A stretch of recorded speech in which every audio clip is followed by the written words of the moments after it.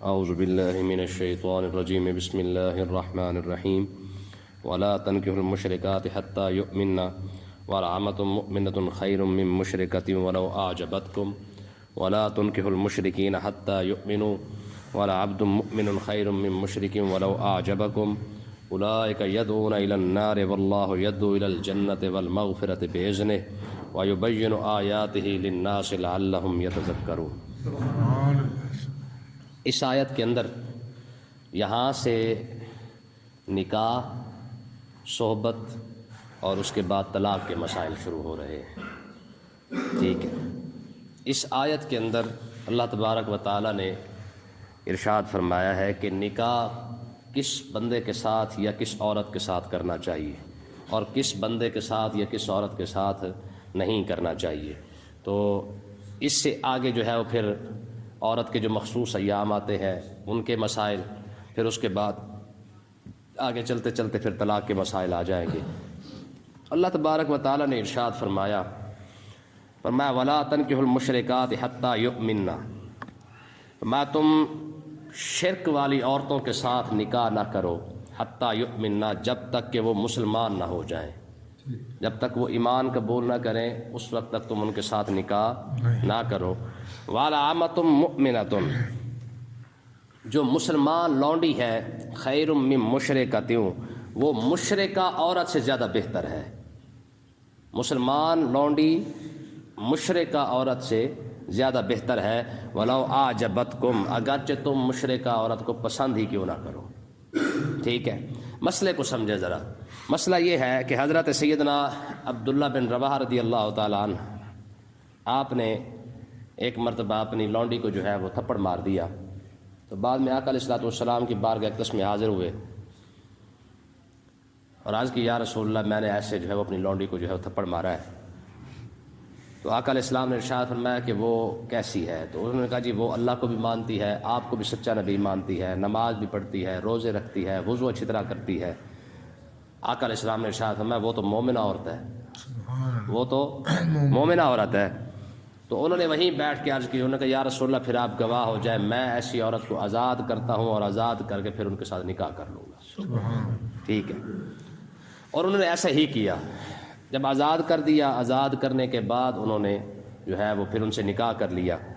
نکاح جب انہوں نے کیا تو لوگوں نے ان کو جو ہے وہ تانے مارنے شروع کر دیا۔ انہوں نے کہا فلانی عورت جو تھی اگرچہ مشرکہ تھی لیکن اس کے پاس پیسہ بھی تھا، حسن بھی تھا، یہ ایک سیاہ فام عورت ہے، تم نے ان کے ساتھ نکاح کر لیا ہے۔ تو جب حضرت عبداللہ بن رواحہ کو لوگوں نے یہ تانا مارا تو ان کی شان کے اندر اللہ تبارک و تعالیٰ نے یہ آیت نازل فرمائی، فرمایا وَلَا تَنْكِحُوا الْمُشْرِكَاتِ حَتَّى يُؤْمِنَّ، فرمایا مشرکہ عورتوں سے نکاح نہ کرو حَتَّى يُؤْمِنَّ، جب تک وہ مسلمان نہ ہو جائے۔ تو پھر آگے دیکھیں اللہ تبارک و تعالیٰ نے بڑی خوبصورت بات ارشاد فرمائی، فرمایا وَلَعَمَةٌ مُؤْمِنَةٌ، فرمایا وہ مومنہ لونڈی جو ہے نا وہ زیادہ بہتر ہے۔ غریب ہی تھی نا، کم سے کم تھی تو صاحب ایمان، فرمایا لونڈی تھی لیکن مسلمان تھی، فرمایا کہ وہ اس مشرکہ عورت سے زیادہ بہتر ہے۔ اللہ تبارک و تعالیٰ نے یہاں پہ پسند بیان فرمائی ہے۔ نکاح کرنے کے لیے لوگوں کو جو ہے وہ اپنے بندوں کو یہ بتایا ہے کہ نکاح کرنے کی ترجیح کیا ہونی چاہیے۔ آج دیکھ لیں لوگ کس چیز کو ترجیح کر دیتے ہیں، اور اللہ تبارک و تعالیٰ نے بندوں کو کیا ارشاد فرمایا کہ جب بھی نکاح کرو پیسہ دیکھ کے نہ کرنا، عورت کا حسن و جمال دیکھ کے نہ کرو، اس کا پیسہ دیکھ کے نہ کرو۔ آگے بھی یہی بات آ رہی ہے، فرمایا وَلَا تُنْكِحُوا الْمُشْرِكِينَ حَتَّى يُؤْمِنُوا، فرمایا کہ جب تک تم اپنی بچیوں کا نکاح بھی ایسے لوگوں سے نہ کرنا، یہاں حَتَّى يُؤْمِنُوا، جب تک وہ صاحب ایمان نہ ہو جائیں، یعنی نہ اپنی بچیوں کا نکاح مشرکوں سے کرو، نہ ہی ان کے مشرکہ عورتوں کے ساتھ تم نکاح کرو۔ وَلَعَبْدٌ مُؤْمِنٌ خَيْرٌ مِّن مُشْرِكٍ وَلَوْ أَعْجَبَكُمْ، فرمایا بچیوں کے لیے وہ غلام ہی بہتر ہے جو صاحب ایمان ہو، خیر من مشرکن، مشرک بندے سے، وَلَوْ أَعْجَبَكُمْ، اگرچہ تمہیں وہ مشرک بندہ پسند ہی کیوں نہ ہو۔ مسئلے کو سمجھے ذرا۔ مسئلہ یہ ہے، اللہ تبارک و تعالیٰ نے ارشاد فرمایا کہ چاہے مشرک ہندو، عیسائی، سکھ، یہودی جتنے بھی ہیں، یہ جتنے مرضی پیسے والے ہوں، جو جتنے مرضی یہ صاحب ثروت ہو، جو مرضی ہو جائے، ان کے ساتھ نکاح کرنے سے بہتر ہے کہ کوئی اپنا صاحب ایمان بندہ ڈھونڈ لینا۔ آج بتائیں مسلمان کس چیز کو ترجیح دے رہا ہے؟ جس چیز سے روکا گیا ہے آج مسلمان اسی چیز کو ترجیح دیتا ہے۔ رب نے فرمایا چاہے غریب بندہ ہی کیوں نہ ہو لیکن ہو صاحب ایمان. اگر وہ صاحب ایمان ہے تو اپنی بچیوں کا نکاح کر دینا. غریب عورت ہی کیوں نہ ہو لیکن اگر صاحب ایمان ہو تو اسی کے ساتھ نکاح کر لینا. اگر پیسے کی طرف دے کے جاؤ گے، یہ حدیث پاک ہے، آقا علیہ السلام نے ارشاد فرمایا جس بندے نے اپنے نکاح کسی عورت کے ساتھ نکاح کیا اس کے مال کی وجہ سے اللہ تعالیٰ اسے پھر بھی ذلیل کر دے گا. جس نے کسی کے ساتھ نکاح کیا اس کے حسن کی وجہ سے رب پھر بھی اسے ذلیل کر دے گا. ہاں جس نے کسی ایمان کی وجہ سے کسی عورت کے ساتھ نکاح کیا اللہ تبارک و تعالیٰ اسے برکت عطا فرمائے. سمجھ یہی بات کہ نہیں آئی؟ ہماری ترجیحات دیکھ لیں کیا ہے، صرف یہی بات ہے. جی کسی رشتہ جب آتا ہے نا بچی کے لیے، ٹھیک ہے نا جی، اگر بندہ کہہ رہے جی 2-4 فیکٹریاں بھی ہیں، ڈیفینس کینٹ کے اندر پلاٹ بھی ہیں، کوٹھی بھی ہے، کاریں بھی ہیں، اب بندہ بس تھوڑا سا شرابی کبابی ہے اور اس پہ کوئی پریشانی نہیں، اس بات نہیں ہے. بتائیں کبھی ریجیکٹ ہوا ہے؟ کہتے ہیں جی ڈیفینس کینٹ میں کوٹھی ہے، گاڑیاں شاڑیاں بھی ہیں، کاروبار بھی چنگا ہے، بس تھوڑا سا شرابی کبابی ہے، باقی اس میں کوئی پریشانی والی بات نہیں ہے. ٹھیک ہے نا جی، ہاں بس قبضہ مافیا کے اندر اس کے ساتھ تھوڑا سا تعلق ہے، باقی اس کے اندر کوئی برائی والی بات نہیں ہے. کبھی چھوٹا چرچ کا لگا لے، حفیم کا لگا کے شیشہ شوشہ تھوڑا سا پی لیتا ہے، پریشانی والی بات کوئی نہیں ہے. ہماری قوم کہتی ہے اللہ ہدایت دے گا، اللہ ہدایت دے گا. اور دیندار بندے کا آ جائے جس کو رب نے ہدایت دی ہوئی، کہتے یار شودے بندے کے ساتھ اب نکاح کر لیں. جس کو رب نے ہدایت دی ہے وہ رشتہ پسند نہیں آتا ہے. اور جو بندہ ویسے شرابی کبابی ہو، ٹھیک ہے جی، صرف پیسہ اس کے پاس ہونا چاہیے، اگر یہ چیز اس کے پاس ہے تو ہماری قوم کی طرف ہدایت دے دے گا. بھائی جس کو رب نے ہدایت دی تھی وہ تو پسند ہی نہیں آیا. پہلے کہتے تھے نا کہ ہر کامیاب مرد کے پیچھے ایک عورت کا ہاتھ ہوتا ہے. اب ماشاءاللہ کامیاب مرد کے اوپر ہی عورت پہلے ہاتھ رکھ لیتی ہے، ناکام مرد کو تو پسند ہی کوئی نہیں کرتی ہے. بات سمجھ آئی کہ نہیں آئی ہے؟ اب عورت پہلے ہی سیانی ہو چکی ہے، اس نے ہاتھ رکھنے کامیاب مرد پر ہے. ٹھیک ہے، واقعی اللہ تبارک و تعالیٰ نے ارشاد فرمایا تم صاحب ایمان بندے کے ساتھ نکاح کرو، صاحب ایمان عورت کے ساتھ نکاح کرو، اس کے اندر اللہ تعالیٰ برکت عطا فرمائے گا. اب مجھے بتائیں، ہم رشتہ کرتے ہوئے سب کچھ دیکھتے ہیں، کبھی ہم نے اس کا ایمان چیک کیا کہ یار یہ بندہ قادیانی تو نہیں؟ ٹھیک، یہ ہوا ہے ہماری قوم نے. اب دیکھیں قادیانی کو چھوڑے، شیعہ حضرات کے اندر قادیانیوں کے اندر تو رشتے ہوئے ہیں. ہماری قوم نے تو اسرائیل کے اندر رشتے کیے ہیں، عیسائیوں کے اندر رشتے کیے ہیں. ہندوستان کے اندر جو ہے وہ ہندو لڑکا اور مسلمان لڑکے آپس میں نکاح کر رہے ہیں. باقاعدہ اسی لاہور کے اندر جو ہے وہ انٹرویو ہوتا رہے کہ آپ ہندو لڑکے سے شادی کریں گی؟ انہوں نے کہا جی کریں گے. ٹھیک ہے، اب مجھے آپ بتائیں کہاں گئے وہ ترجیحات، کہاں گئی؟ شیخ فتح علی الموصلی رضی اللہ تعالیٰ عنہ، یہ بہت بڑے بزرگ گزرے ہیں. ان کے پاس نا بادشاہ نے رشتہ بھیجا اپنے بیٹے کے لیے، تو انہوں نے انکار کر دیا. شیخ فتح علی موصلی یہ رات کو گزر رہے تھے، مسجد کے اندر دیکھا ایک بندہ جو ہے وہ کھڑا ہو کے نماز پڑھ رہا ہے. اس کے پاس یہ بیٹھ گئے، انہوں نے سلام پھیرا. سلام پھیرنے کے بعد جب اس کے پاس بیٹھے، ٹھیک ہے، پوچھا میاں کہاں سے آئے ہو، کیسے آئے ہو؟ تو کیونکہ یہ خود بھی صاحب معرفت والے بزرگ تھے تو انہوں نے دیکھا کہ وہ بھی جو ہے وہ معرفت والا بندہ ہے. باتوں کے اندر پتہ چلا کہ انہوں نے نکاح نہیں کیا. کہا نکاح کرے گا؟ کہا جی کروں گا. کہا میں نے اپنی بیٹی کا نکاح تجھ سے کر دیا ہے، نہ منگنا، نہ دودھ پلائی، نہ کھیر پلائی، نہ فلانی شلائی، نہیں، یہ لوٹ سیل والا چکر ہی کوئی نہیں ہے. وہیں میں بیٹھے بیٹھے بس کہا میں نے اپنی بیٹی کا نکاح تجھے دے دیا ہے. انہوں نے کہا جی ٹھیک ہے. لو جی گھر واپس آئے، اپنی بیٹی کو کہا بھی تیاری کرتے رہے، میں نے نکاح کر دیا ہے. نکاح ہو گیا ہے، تیاری ہو گئی ہے، رخصتی ہو گئی ہے. جب وہ بیٹی کو ساتھ لے کے آیا نا، وہ بندہ پریشان. اس نے کہا یار شیخ فتح علی موصلی ایک نا ہے، ٹھیک ہے، اس کی بیٹی میرے نکاح میں آ گئی ہے. کہا یہ نہیں گزارا کرے گی. ایک تو میرے گھر میں کچھ نہیں ہے، اوپر سے اتنے بڑے بابے کی یہ شہزادی ہے. تو جب گھر کے اندر داخل ہوئے نا، گھر کے اندر ایک چارپائی پڑی ہے، ایک گھڑا پڑا ہوا ہے، اور گھڑے کے اوپر ایک روٹی پڑی ہوئی ہے. تو جب وہ مائی صاحبہ اندر داخل ہوئی تو انہوں نے کہا استغفر اللہ، میرے والد نے پہچاننے میں جو ہے وہ خطا کی ہے، میرے والد سے خطا ہو گئی ہے. انہوں نے تو سمجھا تھا کہ یہ کوئی واقعی اللہ کا نیک بندہ ہے، کوئی معرفت والا شخص ہے، لیکن جس نے کل کے لیے روٹی بچا کے رکھی ہے وہ معرفت والا بندہ کیسے ہو سکتا ہے؟ کیوں جی؟ ہماری عورتیں ایسی بھی ہوا کرتی تھیں. یہ میرے پاس ایک کتاب پڑھی ہوئی ہے، اس کے اندر ایک بزرگوں نے یہ لکھا ہے، یہ انہی شیخ فتح علی کی یہ شہزادی ہے. یہ راستے میں جا رہے تھے تو شیر آ کے کھڑا ہو گیا. تو بڑا انہوں نے لوگوں نے ہٹایا بھی شعر کس طریقے سے ہٹ جائے، نہ ہٹا تو یہ انہی کے پاس جن کی شادی ہوئی نا انہی کے پاس آ گئے، کہا بی بی وہ شعر نہیں ہٹتا، کہا انہیں جا کے میرا پیغام دو، شیخ فتح علی کے بیٹی کہہ رہی ہے کہ راستے سے ہٹ جا، تجھے کیا مسئلہ ہے؟ شعر کو آ کے کہا شیخ فتح علی کی شہزادی کہہ رہی ہے راستے سے ہٹ جا، تجھے کیا مسئلہ ہے؟ اس وقت دم درا کے پیچھے نکل گیا۔ یہ عورتیں نہیں، ٹھیک ہے نا جی، دیکھیں یہ حقیقت ہے۔ میں آپ کو حضرت سعید بن مسیب رضی اللہ تعالیٰ عنہ، ٹھیک ہے، آپ کے شاگرد ہیں، 2 دن پڑھنے کے لیے نہیں آیا، فرمایا ہاں بھائی کدھر گیا تھا؟ پڑھنے نہیں آیا۔ کہا جی بیوی فوت ہو گئی ہے، گھر کام کرنے والا کوئی نہیں تھا، کپڑے دھو رہا تھا میں اپنے۔ کہا نکاح کرے گا؟ جی کروں گا۔ فرمایا میں نے اپنی شہزادی کا نکاح تجھ سے کر دیا۔ نکاح ہو گیا۔ اچھا جب نکاح ہوا تو اسی رات جو ہے یا ایک رات بعد جو ہے وہ آندھی آ گئی، طوفان آ گیا۔ اپنی بیٹی کو کہا تیاری کر، گھر طوفان کیونکہ آ چکا ہے، ہوا آ چکی ہے، تو تیرا گھر والا اکیلے کیسے وہ اپنے گھر کو سنبھالے گا؟ تیاری کروائی، تیاری کروا کے ساتھ لے آئے، آ کے کنڈا کھڑکایا، رات کو ہوا چل رہی تھی۔ جب کنڈا کھڑکایا تو اندر سے داماد صاحب نے کہا، انہوں نے کہا جی کون؟ فرمایا سعید۔ وہ پریشان ہو گیا، اللہ جانے کون سا سعید ہے؟ یہ تو خیال ہی نہیں تھا کہ سعید بن مسیب بھی آ سکتے ہیں۔ سعید بن مسیب جب آئے تو جب دروازہ کھولا تو آپ نے فرمایا میاں طوفان آ گیا تھا، ہوا چل رہی تھی، میں نے کہا پتہ تو گھر کو کیسے سنبھالے گا، میں تیری بیوی ساتھ لایا ہوں۔ 2 دن پہلے نکاح کیا تھا۔ اچھا اس سے اگلی بات دیکھیں، کہتے ہیں کہ طوفان تو تھم گیا، سعید بن مسیب اپنے گھر چلے گئے، ہم میاں بیوی آپس میں بیٹھ گئے۔ میں نے کہا تو اتنے بڑے بابے کی تو شہزادی ہے، فلانی حدیث سنی تھی اپنے باپ سے؟ انہوں نے کہا جی وہ حدیث میں نے سنی ہے، اس حدیث کو فلانے صحابی سے روایت کیا گیا، فلانے صحابی سے بھی کیا گیا، فلانے صحابی سے بھی کیا گیا، فلانے صحابی سے بھی کیا گیا۔ حیران ہو گئے۔ کہا اچھا، کہا جی حضور اگلی بات اس سے بھی اور بات یہ ہے، جس صحابی نے اس کو روایت کیا تھا وہ فلاں جگہ پہ دفن ہوئے ہیں اور فلانے نے اس کا جنازہ پڑھایا تھا، اور جس صحابی نے اس حدیث کو دوسرے طریقے سے روایت کیا ہے وہ فلاں جگہ پہ دفن ہوا ہے، اس کا جنازہ فلانے بابی نے پڑھایا تھا۔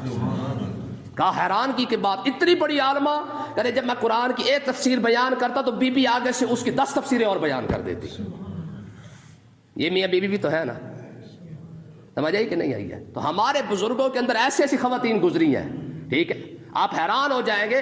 حضور غوث اعظم رضی اللہ تعالیٰ عنہ کے پاس ایک شخص پڑھنے کے لیے آیا کرتا تھا، ٹھیک ہے، پڑھنے کے لیے آتا تو پڑھنے کے بعد جب وہ واپس چلا گیا نا، شیخ غالباً ابن قدامہ تھے، ان کا نام ابن قدامہ تھا، وفق الدین ابن قدامہ۔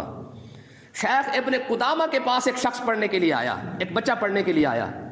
کون تھا وہ؟ ابن قدامہ کا اپنا بھانجا پڑھنے کے لیے آیا تھا۔ جب شیخ ابن قدامہ نے اپنے بھانجے کو قرآن کی تفسیر پڑھائی نا، پڑھانے کے بعد جب وہ گھر جاتا نا تو اس کی ماں پوچھتی تمہارے مامے نے کیا پڑھایا ہے؟ کہا جی فلانی کتاب پڑھائی ہے، قرآن کی فلانی تفسیر بھی پڑھائی ہے۔ آگے سے ماں کہتی تیرے مامے نے فلانی تفسیر پڑھائی تھی؟ کہا جی نہیں۔ کہا فلانی تفسیر ایسے ہے، فلانی تفسیر ایسے ہے، فلانی تفسیر ایسے ہے، فلانی تفسیر ایسے ہے۔ مامے نے ایک تفسیر پڑھائی ہے، پیچھے سے بہن بیٹھ کے 4 تفسیریں اپنے بیٹے کو ساتھ ساتھ پڑھا رہی ہے۔ یہ عورتیں نہیں یار، ٹھیک ہے۔ حضرت امام مالک رضی اللہ تعالیٰ عنہ، آپ مسجد نبی کے اندر بیٹھ کے پڑھایا کرتے تھے نا، 40 سال بیٹھ کے پڑھایا وہاں پہ۔ امام مالک کے گھر جو ہے وہ کیونکہ ساتھ تھا، تو امام مالک رضی اللہ تعالیٰ عنہ کے جب شاگرد پڑھ لیتے پیچھے جا کے بیٹھ جاتے، دیوار کے ساتھ ٹیک لگا کے بیٹھ جاتے، وہاں پہ بیٹھ کے اپنا سبق یاد کرتے۔ تو امام مالک یہاں بیٹھتے تھے، آپ فرماتے ہو فلانا تم غلط سبق یاد کر رہے ہو، فلانی غلطی کر رہا ہے، اس کو ٹھیک کر ذرا۔ وہ کہتے ہیں استاد ادھر بیٹھے ہوئے ہیں، ہم ادھر بیٹھے ہیں، آواز بھی نہیں جا رہی، غلطی کہاں سے آ گئی ہے؟ تو وہ پوچھتے، کہتے حضرت آپ کو کیسے پتہ چلا کہ ہم سبق غلط پڑھ رہے ہیں؟ آپ فرماتے میری بیٹیاں پیچھے بیٹھی ہوئی ہے دیوار کے، اور جب تم غلطی کرتی ہو وہ پھٹی کے اوپر پھٹی مارتی ہے، مجھے پتہ چل جاتا ہے کہ فلانا شاگرد غلطی کر کے جا رہا ہے۔ کیوں جی؟ جب محدث اتنے بڑے بڑے گزرے ہیں تو ان کی شہزادیاں ان سے بڑی بڑی گزری ہیں۔ سمجھ آئی کہ نہیں آئی؟ تو اللہ تبارک و تعالیٰ نے ارشاد فرمایا کہ اگر تم اپنی زندگی کے اندر خیر چاہتے ہو، برکت چاہتے ہو، تو فرمایا نکاح کے لیے صرف ایک ہی شرط ہے، تم جس بندے کے ساتھ یا جس عورت کے ساتھ نکاح کر رہے ہو کم سے کم اتنا تو پتہ کرو نا یار یہ صاحب ایمان بھی ہے کہ نہیں ہے۔ ہم رشتہ کرنے کے لیے ہزار جتن کرتے ہیں، کبھی ایک بندے کو بھی چیک کیا ہے کہ یار اس بندے کا اٹھنا بیٹھنا کیسا ہے، یہ بندہ صاحب ایمان ہے بھی صحیح کہ نہیں؟ بات سمجھ آئی کہ نہیں آئی ہے؟ آج تک یہ مسئلہ ہوا۔ تو آگے دیکھیں، فرمایا اللہ تبارک و تعالیٰ نے ارشاد فرمایا اگر تم یہ کام نہیں کرو گے، یعنی صاحب ایمان بندے کے ساتھ اگر تم نکاح نہیں کرو گے، تمہارا انجام کیا ہوگا؟ فرمایا اولئک یدعون الی النار، فرمایا جو بندہ صاحب ایمان کو چھوڑ کر صرف پیسے والے کو دیکھ کر جس کے ساتھ نکاح کرے گا، یہ لوگ تمہیں جہنم میں لے کے جائیں گے۔ اولئک یدعون الی النار، یہ تمہیں جہنم میں لے کے جائیں گے۔ ظاہر ہے جب بےمان بندے کے ساتھ نکاح ہو گیا ہے یا بےمان عورت کے ساتھ نکاح ہو گیا ہے، اگر تم اس کے پیچھے پیچھے چلو گے تو ظاہر ہے جس طرح اس نے وہ خود بےمان ہے تمہیں بھی ساتھ بےمان کر دے گی، جس طرح وہ خود بےمان ہے تمہیں بھی ساتھ بےمان کر دے گا۔ تو اس لیے یاد رکھیں، مرد ہے خواہ عورت ہے، اسلام کے معاملے میں کسی کے ساتھ کوئی کمپرومائز نہیں ہو سکتا ہے۔ بیوی ہے اپنی جگہ پہ ہے، ٹھیک ہے نا، اگر بیوی اگر اپنی جگہ اگر بندے کا پتر بن کے نہیں رہتی ہے تو بھائی سیدھی سی بات ہے، اتنی بات کم سے کم یاد رکھے، قیامت والے دن حساب آپ نے دینا ہے۔ آپ کی بیوی کہہ دے گی پروردگارا اسی سے پوچھ، یہ کما کے لاتا تھا، میں تھوڑی کمانے جاتی تھی، تب کیا بنے گا؟ یہ حدیث ہے، قیامت والے دن جب رب بندے کو پوچھے گا ہاں تو نے حرام مال کیوں کمایا، وہ آگے سے یہی کہے گا پروردگارا میں نے تو اپنی بیوی بچوں کے لیے کمایا ہے۔ جیسی بیوی کا نام آئے گا، یہ دنیا میں وفا نہیں کرتی، آگے سے کیا کرے گی؟ یہ بچے جب دنیا میں وفا نہیں کرتے آخرت میں کیسے کریں گے؟ ٹھیک ہے، تو اب کیا ہوگا؟ جیسی بیوی کا نام آئے گا بیوی عرض کرے گی پروردگارا میں نے تھوڑی کہا تھا اسے جا کے کما، حرام کما کے لا، کمانے کی ڈیوٹی تو اس کی تھی، میری تو تھی ہی نہیں، ہمیں کیا پتہ یہ حرام کماتا رہا یا حلال کماتا رہا، اس نے تو جو لا کے ہمیں دیا ہم نے تو وہی کھایا ہے۔ رب فرمائے گا اب بتا کہاں جائے گا؟ انہی کی خاطر کٹھا کیا تھا نا، انہی کی خاطر گھپلے مارے تھے نا، انہی کی خاطر بےمانی کی تھی نا۔ ظالم جب یہ دنیا میں تیرے ساتھ نہیں بنے تھے، آج تو پھر بھی قیامت کے دن ہے، آج یہ تجھ سے وفا کیسے کرتے؟ کیوں جی؟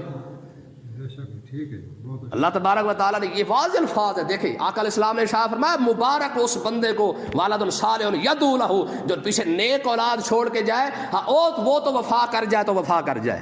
مجھے آپ یہ بتائیں، ہم نے اپنے اولاد کو ڈاکٹر بنایا، انجینئر بنایا، بڑا لکھایا، بڑا پڑھایا، سارا کچھ ہم نے کیا ہے، مجھے آپ بتائیں کتنے ڈاکٹر مر گئے ہیں، کتنے وکیل مر گئے ہیں، کتنے انجینئر مر گئے ہیں، کتنے سیانے لوگ مر گئے ہیں، داتا صاحب بھی تو فوت ہوئے نا، یہ بھی تو کسی کا بیٹا ہے کہ نہیں ہے؟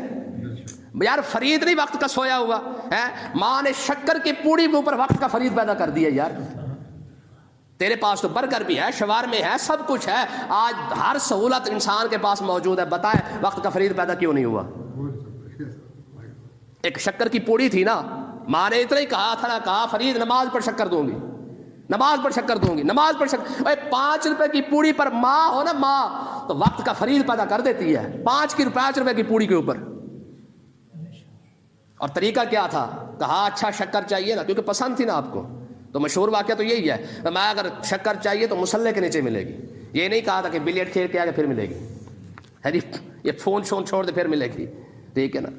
تو اس لیے دیکھیں ایک مرتبہ نہیں رکھی تو پھر یہی اللہ کی بارگاہ میں کہ پروردگارا آج میں رکھنا بول گئی مسلح کے نیچے، تو ہی کرم فرما دے، پھر رب نے کرم نہیں فرما دیا، ٹھیک ہے نا جی۔ کتنی باتیں ہیں یار ہماری، دیکھیں چاہے مرد ہے چاہے عورت ہے، حقیقت ہے جب ہم دین سے دور ہوں گے تب ہمارا حال یہی ہوگا۔ رابعہ بصریہ رضی اللہ تعالیٰ عنہ، آپ ایک مرتبہ سو گئیں، گھر میں چور آ گیا، گھر میں چور آیا، اس نے جو کچھ اٹھانا تھا اٹھایا، گٹھڑی شٹی باندھ کے جب وہ جانے لگا نا تو دروازے قریب آیا تو دروازہ نہ ملے، ٹھیک ہے، جب دروازہ نہ ملا ساری رات ظاہر اس نے چکر شکر لگایا، اس کو دروازہ نہیں ملا، تو جب تہجد کا ٹائم ہوا، جب حضرت رابعہ بصریہ کا اٹھنے کا ٹائم ہوا نا، جاگنے کا، تو غیب سے واضح فرمایا پریشان کیوں ہوتا ہے، ایک یار سو گیا تو کیا ہوا، دوسرا یار تو جاگ رہا ہے نا، ایسے اٹھا کے سامان لے جاتا، اور یاری لگانی تھی تو کسی اچھے کے ساتھ لگا لیتے، رب کے ساتھ بھی تو یاری لگ سکتی تھی نا، رب کے ساتھ کیوں نہیں لگائی؟ حضرت رابعہ بصریہ یہ ہے، رابعہ ادویہ ایک اور عورت ہے، ٹھیک ہے، یہ رابعہ ادویہ یہ وہ خاتون ہے کہ امام احمد بن حنبل اور حضرت بشر حافی رضی اللہ تعالیٰ عنہ آپ باقاعدہ ان سے جا کے کہا کرتے تھے رابعہ ہمارے لیے بھی بخشش کی دعا مانگ دے۔ بشر حافی جس سے جا کے بخشش کی دعا منگوائے، رابعہ ادویہ سے دعا منگواتے تھے یہ لوگ۔ امام احمد بن حنبل خود جا کے ان سے کہتے رابعہ ہمارے لیے بھی تھوڑی سی دعا کر دے، ٹھیک ہے۔ اچھا ایک مرتبہ حضرت بشر حافی بیمار ہو گئے، یہ ان کو پوچھنے کے لیے آئی، اللہ تعالیٰ سمجھنے کی توفیق عطا فرمائے، 20 منٹ ہو گئے اسی آیت کے اندر ہی۔